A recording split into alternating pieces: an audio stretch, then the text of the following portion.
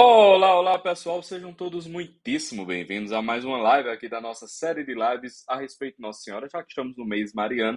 Vamos passar aí esses próximos 15 dias, todo dia às 12h15, live aqui neste canal, tá certo? E como de hábito, vamos esperar o YouTube dignar-se a avisar a todos vós que estamos cá ao vivo, beleza? Já tem um pessoal aí no chat, a primeira. Enfim, a primeira tentativa aqui deu errado, mas a segunda tentativa está dando certo, né? Então vamos continuar. Eu espero que para vocês a imagem esteja boa, o som está bom. Vão me dizendo aí em que pé as coisas estão, tá certo? Como é que estão as coisas aí? O som tá bom, o áudio tá bom, o vídeo tá bom. O pessoal aí do chat pode ir se manifestando. E vamos sem mais delongas. Olha só. Veja, uma coisa importante para nós entendermos a respeito de todo esse assunto. Eu comecei a falar ontem, né, como a percepção que as pessoas têm a respeito de Nossa Senhora, ela é completamente errada. E mais ainda, a percepção que as pessoas em geral têm sobre o que a igreja diz que Nossa Senhora é, que Nossa Senhora faz, o papel que ela desempenhou, também é completamente caricaturada, né? Nos comentários do vídeo de ontem, teve algumas pessoas redarguindo, assim, querendo refutar coisas que eu não falei em absoluto, né? Até um cara lá tentou refutar um argumento. Quando ele terminou de escrever, eu li aquilo e fiz, meu filho, eu até entendo você dizer isso, mas você notou que eu não falei nada disso em nenhum momento do vídeo? Ou seja, o cara já estava tentando rebater um argumento que eu não usei. Isso é muito comum quando o assunto é devoção mariana. Ontem nós começamos a falar a respeito da importância do tema, ou seja, por que colocar esse tema em relevo. Essa foi a primeira abordagem que nós fizemos ontem. Hoje nós vamos falar a respeito de certas consequências mesmo da maternidade divina. O que significa o fato de Nossa Senhora ser mãe de Deus? O que significa de verdade o fato de Nossa Senhora ser mãe de Deus, né? Então veja, num primeiro momento, é importante salientar o seguinte: para que a Virgem Santíssima fosse uma adequada mãe de Deus, uma digna mãe de Deus, não apenas um vaso, não apenas um cano por onde o Cristo passasse, mas uma criatura que estivesse moralmente mais à altura da tarefa que lhe foi confiada de ser mãe de Deus, algumas coisas teriam que acontecer com relação a ela, que obviamente não iriam acontecer com nenhuma outra criatura, porque nenhuma teria o privilégio da maternidade divina, por óbvio, né? Então, algumas coisas, algumas consequências da maternidade divina. Veja, a primeira consequência da maternidade divina é a preparação de Maria Santíssima enquanto criatura para ser uma adequada, digna mãe de Deus. O que isso significa? Isso significa o seguinte, minha gente, vamos pensar aqui em duas coisas. A gente vai pensar primeiro no sentido de graça e no sentido de glória, tá certo? Então vamos pensar assim.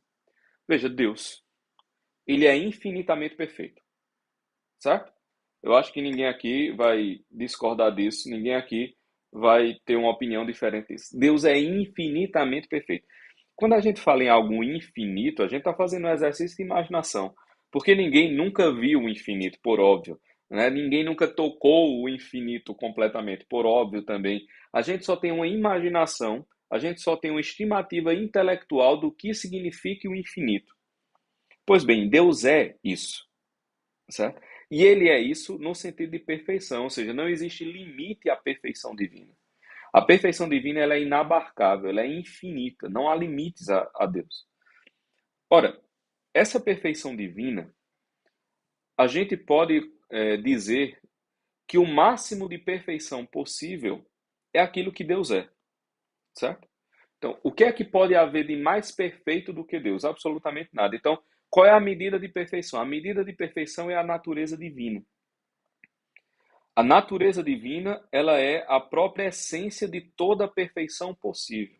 Então, aquilo que é mais perfeito é a natureza divina. Beleza. Vamos deixar isso bem claro. Eu repeti propositadamente, tá certo? A natureza divina é o que há de mais perfeito. Essa natureza divina, ela se manifesta para nós de uma maneira que nós conhecemos geralmente como glória. O que é a glória? Quando nós dizemos assim, a glória de Deus, o que é a glória de Deus? A glória de Deus pode ser compreendida como uma perfeição divina. Tá? A glória de Deus pode ser compreendida como uma perfeição divina. Então, nós temos Deus perfeitíssimo e essa perfeição se manifesta para nós de maneira gloriosa. Aquele poder, aquele Fausto, aquela magnitude inteira. Beleza? Beleza. Quando essa glória, que é a perfeição divina, toca o nosso mundo, nós chamamos isso de graça. O que é uma graça? É uma manifestação dessa glória. É uma manifestação desse conjunto de perfeições divinas que tocam a nossa vida, que tocam o nosso mundo, que tocam o mundo das criaturas. Então, qual é uma das primeiras, aliás, a primeira graça que toda criatura que existe recebe? É a graça da existência. Veja, existir é uma das manifestações da glória de Deus, porque a perfeição da existência está em Deus. Então, existir faz parte das perfeições divinas. Inclusive, só Deus existe perfeitamente, só Ele existe em si mesmo. Então, quando Deus cria, a primeira coisa que acontece é que a existência, que faz parte das perfeições divinas, que é que manifesta-se na glória de Deus, ela toca as criaturas na forma de graça, e as criaturas passam a existir por graça de Deus. Ou seja, aquilo que em Deus faz parte da sua natureza e da sua própria perfeição, nas criaturas manifesta-se de maneira parcial e limitada através de uma coisa que a gente conhece como graça.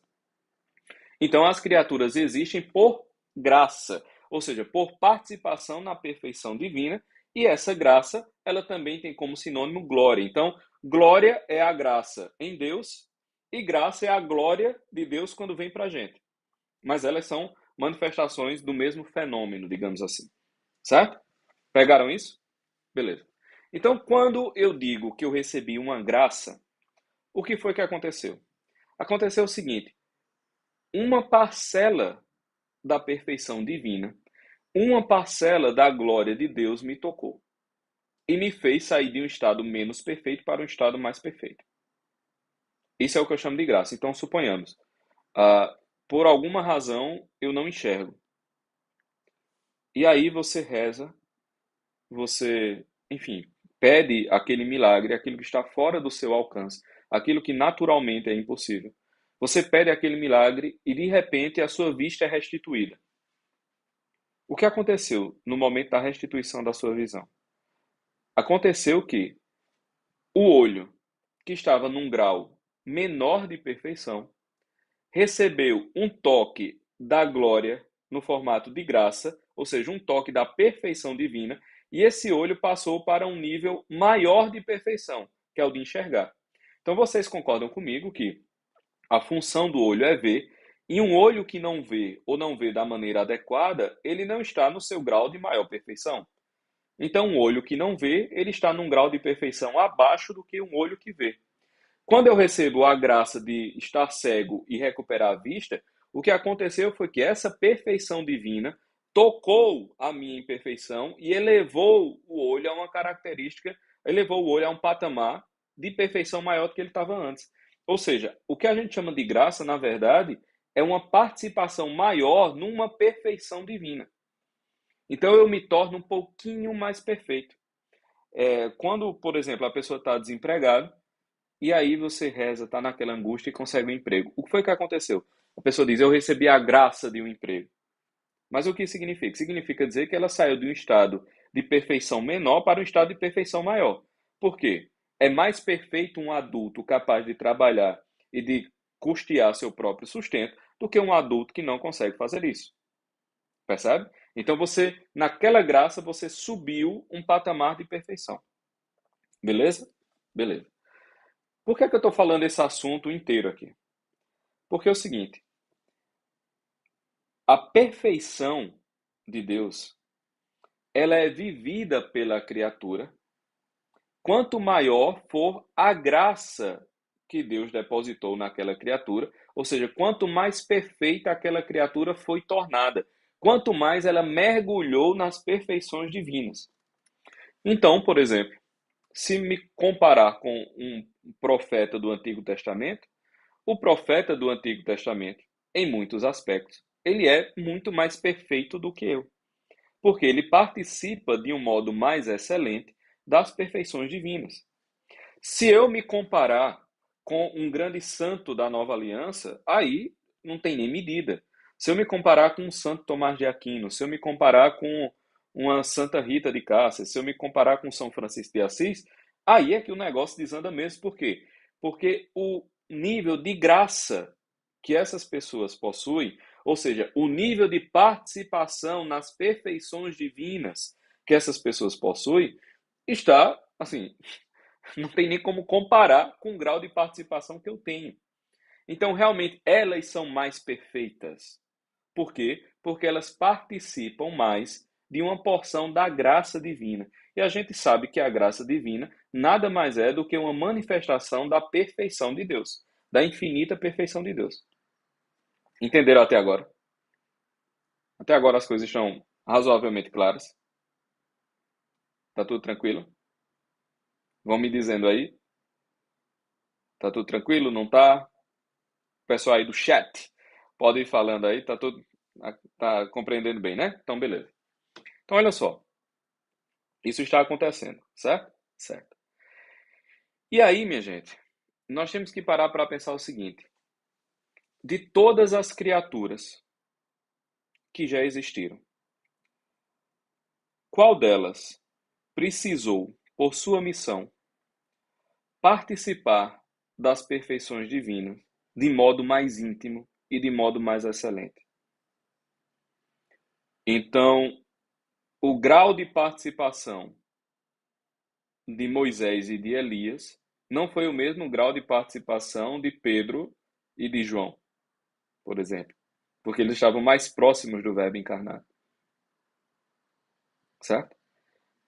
Um anjo, ele participa das perfeições divinas em um nível muito elevado, mas de todas as criaturas que existem, uma precisaria participar das perfeições divinas de um modo superior a todas as outras.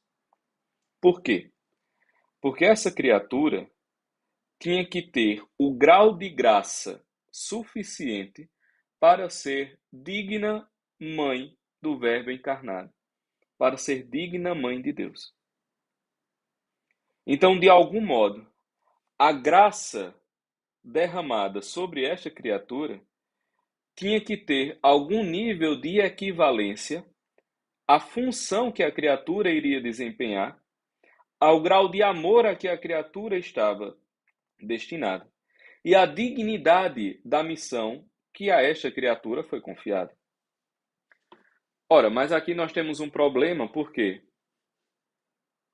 se a quantidade de graça, de perfeição de uma criatura é dada conforme a missão que ela vai desempenhar, conforme a vocação a que ela foi chamada, isso significa dizer que a graça tem uma equivalência com o objeto da vocação, que a graça tem uma equivalência com o objeto da missão.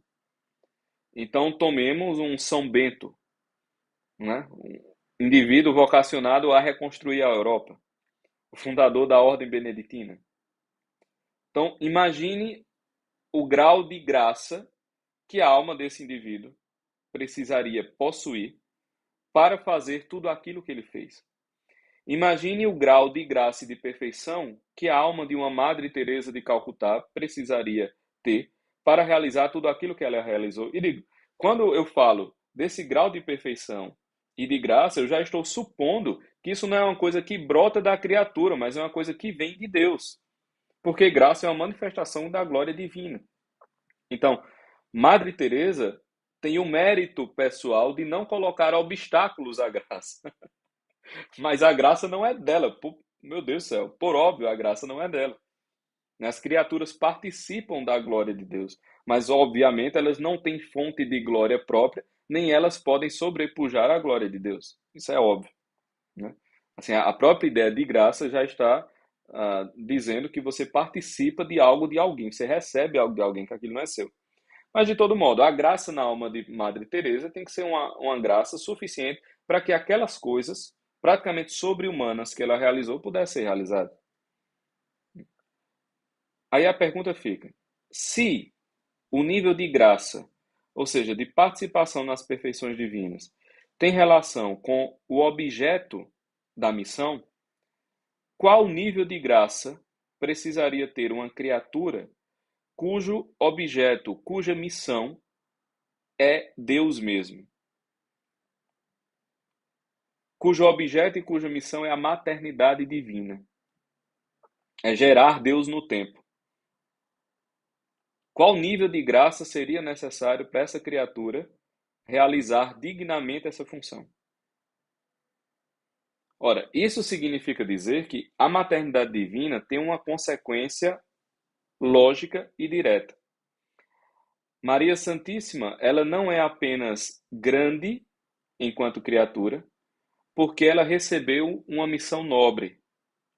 Ela é grande porque ela recebeu a graça adequada à missão que lhe foi confiada. E a missão que lhe foi confiada é a maternidade divina. E se a graça tem relação com o objeto da missão e o objeto da missão é Deus mesmo, isso significa dizer que a graça depositada naquela criatura tem que ser uma graça adequada à dignidade da maternidade divina e à dignidade do seu divino filho. Ora, só por isso, a gente não pode imaginar, como algumas pessoas pensam, que a mãe de Deus é objeto de uma certa reverência, como quem diz, olha que legal, Deus deu a ela mais brinquedos, né? Assim, tá um parquinho, aí tá um monte de criança brincando, aí tem uma criança que é um pouquinho mais responsável, né? Que é um pouquinho mais cabeça, aí vai lá a recreadora e dá mais brinquedo àquela criança. Não, não foi isso que aconteceu.